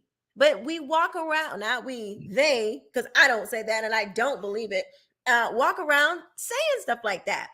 Bree Cruz says, let's read some of these comments. Bree Cruz says, Oprah is woke. I remember watching her shows. She's always been that way. Wow. I did not know that. Didn't know that. So then Oprah is her own oppressor. Right. Yes. Yeah. Oh my gosh. Let's see. I can't believe Oprah. Crazy. But Gail the other day was talking about abortion. She's like, oh yeah, it's like scooping pumpkin seeds out of the uterus. What? Yes. Do you know how much damage is done to a woman's womb through abortion? I just told you the NIH literally said the difference between maternal mortality between white and black women is literally abortion. Like it's not even like it's literally abortion. Yeah. I don't, they have been turned over to a reprobate mind. Like that's what it is. I believe if you showed her the trauma of a woman who has had an abortion, if you showed her any of those statistics from the NIH, I don't even think it would faze her. I really don't. These people are sick. You have somebody on here that wants to comment to you, Quisha. Okay. And you know it's one of these beta kings. A Kang and Quang. Yeah, a beta Kang. He says the meaning of white privilege doesn't mean black people believe they are better than us, and you know that, lady. So I think what he's saying is that when black folks say white privilege, it doesn't mean they think that white people are better than them, but it actually does. Because think about it. If a white person has privilege over you, you say that's oppression. If a white person is able to oppress you, that means you're inferior to the white person. They're superior. Yeah. I mean, this is a simple if a white person can oppress you, you are inferior. I don't know. This is what it is. It is what it is. It's okay, sir, young man, person. It's why don't you use this as a moment to really think about what you're telling yourself? Think about what you're telling yourself, that white people have some supremacy over you or anyone just because they're white. Just because. Like, so literally, I mean, I don't even understand how, even before like God delivered me from this, I never walked around thinking that, white people had some kind of like supremacy over me, over me. I just did not believe that because I just think I just don't believe that at all. Like I just don't. And I hope that especially young people, if there are any young people watching this, I pray that God, and if you are struggling with that, that you believe that, white people are just after you and white people this and white people that, you got to get out and see the world a little bit more. You got to get out and live a little bit more. Like, get out of your little bubble. Look at just your regular life. When you walk into the grocery store, is anybody bothering you? I see people all the time, white men, black, they'll be like, oh, let me help you with that, ma'am. Not even towards me, just other people, helping people just doing things for one another. And it's like, start to pay attention to your own world.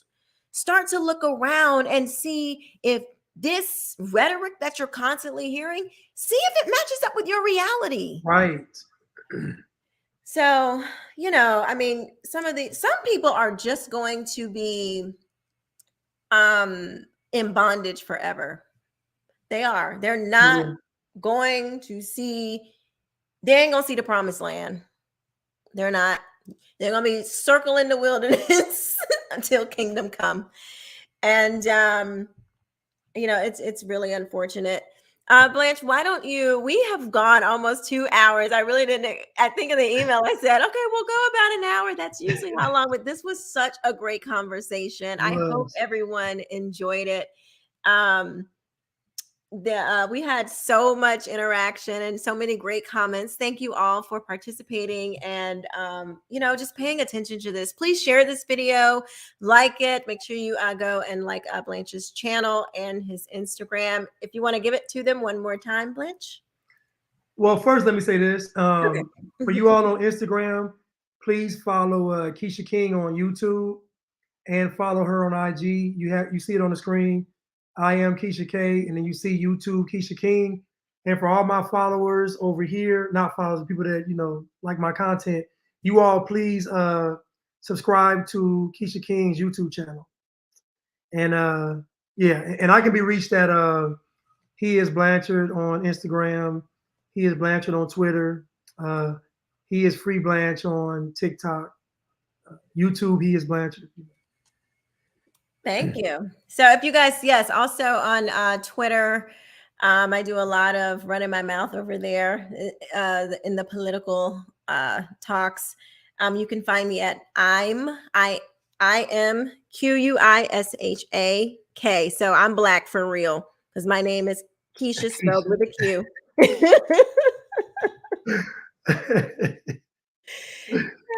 you guys authentic, y'all. She pure. She is. You can't take my blackness from me, Joe Biden, because my name is spelled with a Q and pronounced Quisha now. Well, thank you guys so very much. Don't forget to like, comment, and subscribe, and I will see you all next time. Hold on, Quisha. I'm sorry. Somebody wants to know who are you? Who am I? Well, I'm a mom of 2 daughters. I got into the political space around 2017, and I started volunteering with the Jacksonville Young Republicans. And I worked for the RNC in 2020. I worked on the Trump campaign. I ran the Black Voices for Trump office. We did phenomenal. We got, I think we flipped like 5 to 15% Black Democrats to Republican during that cycle. And then also during 2020, you guys know that, COVID happened and parents started to see what was going on in the schools. My daughter was asked what pronoun she wanted to go by first week of 8th grade. I wasn't having it. And then my daughter recorded a conversation. I heard critical race theory being taught in her school. And I happened to have, because I'm a nerd, I happened to have known about critical race theory prior to that. So I knew it when I heard it. And I went down to, I was going down to school board meetings, and then Governor DeSantis was going to ban critical race theory in schools. I went and spoke my piece about about critical race theory, speaking against it, and he retweeted that speech, and it went viral. And so ever since then, I do a lot of media. I do Fox News, Newsmax. Those are the 2 main ones that I do. And I am an education advocate. I fight for education freedom, otherwise known as school choice. And I speak around the country on those topics. And I work with Freedom Works. I work with America First Policy Institute, and trying to really wake parents up to what is going on. They are literally trying to turn your children into Marxists, into little radical activists. It is not a joke. It is not a game. They are very serious. They're not letting up. If you could, they're literally showing pornography to your kids. I hope you know that. They are not kidding. And so if you guys also remember, Joe Biden called us, well, the Department of Justice called the parents domestic terrorists. That was kind of like my breaking moment. I said, okay, I'm done. And I said that we needed a mass exodus from the public school system at a talk that I was doing in Virginia. The entire room stood to their feet for like 20 seconds. And you could see like I'm holding the mic like, wow, like I didn't realize that it would resonate so strongly with people. And so I'm the founder of the Mass Exodus Movement. So you can go and check that out, massexodusmovement.com. And yeah, I just believe that pull your kids out if you can. Pull your kids out of these schools. I homeschool. It has been a blessing to our family. There's a lot of stuff that your kids are going through that you have no idea. And so, yeah, that's me. So yeah, the links are there on the screen too. KishaKing.com. You can pretty much get everything there. And this is one of the few women kings that I will follow. She's one of the few. That's a good one. That was good. You know, I was like, woman king. I was like, so like a queen? Right. And they're like, no, a woman king. I was like, I don't know. I guess I'm not woke enough for that. That one went over my head. A woman. And the movie didn't do well. It didn't do well either. Shocker. Who wants to go see a freaking woman king? I don't understand this, like trying to make women all of these things that we're like naturally not. Right. I want to see a man. I want to see a man be a king. I don't want to see no woman king. That is gross to me. I don't want to see that. A woman king. That just sounds. I know it just sounds so bad. I'm sorry. They say it was a true story, but. Well, it was a true. Well, they told the woke version of the story. They didn't tell you that the people that the tribe she was from, was responsible for 20% of the slaves provided to the New World. That's what they didn't tell you. Yeah. So they kind of left that part out of the movie. Yeah. Oh, you know what else I was going to say? I'm sorry, y'all, real quick. Remember how we were talking about BLM and George Floyd and the propaganda, how things, they can make anything seem like whatever they wanted to make it seem. Mm-hmm. If we're not careful, George Floyd, like 50 years from now, his story will be that he was like a great hero. And, and he was just on his way to work, of his job that he had held for 40 years, and I'm serious, because when you start to look at history, because whoever wins tells the story. Mm-hmm. So they've already got the blueprint. They got murals, they have street signs, they got painting on the streets. Mm-hmm. Oh, him, Breonna Taylor, Michael Brown, they're all going to just have been going about their day up to, just being a upstanding citizen and, fighting for the people. They were fighting for the people, trying to liberate, they were trying to free the oppressed. Yes. And they were killed violently. Yeah, they're going to have a whole, George Floyd was trying to eradicate fentanyl in America. Like they're going to just have a whole flip story. A whole story. That's why it's important to document, these conversations, so they can't, at least we, push back in some kind of way. So, All right, you guys. Thank you so much once again. I will see you next time. Thank you, Quisha. Thank you. Love you guys. All right.